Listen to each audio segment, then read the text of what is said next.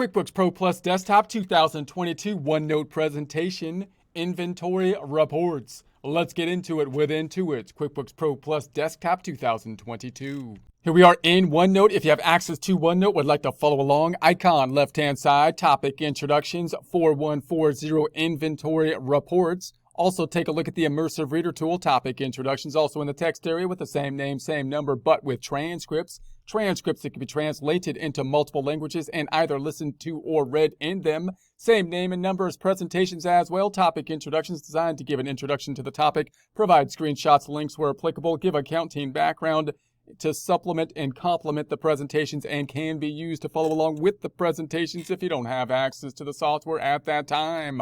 Closing the icon on the left-hand side, we're looking at the inventory reports. You can get to the report center by going to the reports drop-down. The first item will be the report center. We're in the standard tab down here in the inventory reports. Most common report most likely being the inventory valuation summary. This complementing an amount on the balance sheet, which is going to be the inventory amount.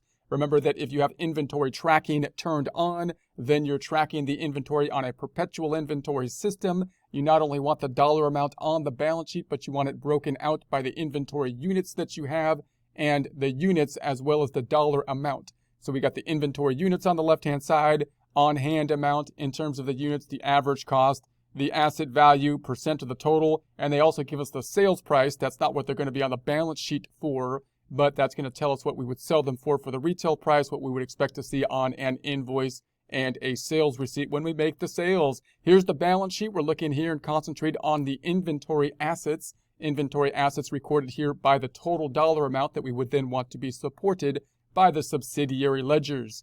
If we go to the lists drop down and take a look at the item lists, these are some of the items in the item lists. We're concentrating in on the inventory parts. Remember that non-inventory parts and service items will not be items where we have to track the inventory on a perpetual inventory system.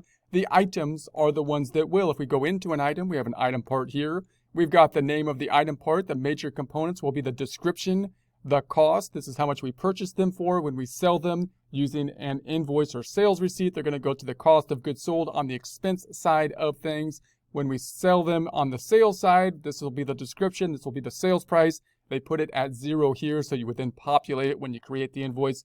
Taxable or non-taxable, it is taxable here. It's going to go to this account, which is a revenue account when you create the invoice or the sales receipt, and we'll be tracking the inventory in the inventory account. You could set the minimum and max here, and the amount on hand is provided as well. The inventory valuation detail, now we got the inventory information that gives us the breakout of the detail, which includes the items that will be impacting the inventory, item receipts, invoices, and so on.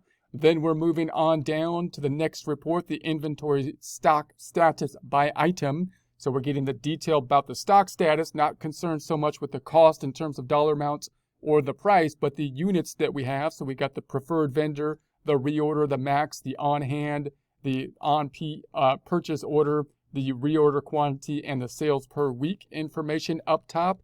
Next inventory report, inventory stock status by vendor. So now we have the stock status, but it's broken out in the segments of the vendors who we pay for, who we buy the inventory from in essence. Next, we're going to take a look at the physical inventory worksheet. Physical inventory worksheet being useful because when we do the perpetual inventory system, we will be increasing the inventory in terms of units and dollar amounts when we make a purchase. We will then be decreasing in terms of units and dollar amounts when we make a sale with an invoice or sales receipt. But that doesn't mean that we do not any longer have to do the physical count. We still need to do the physical count, and this worksheet can help us to do that, comparing it to the amount that is actually on hand so that we can determine if there's been any spoilage or shrinkage and so on that we would have to account for and make an adjustment with.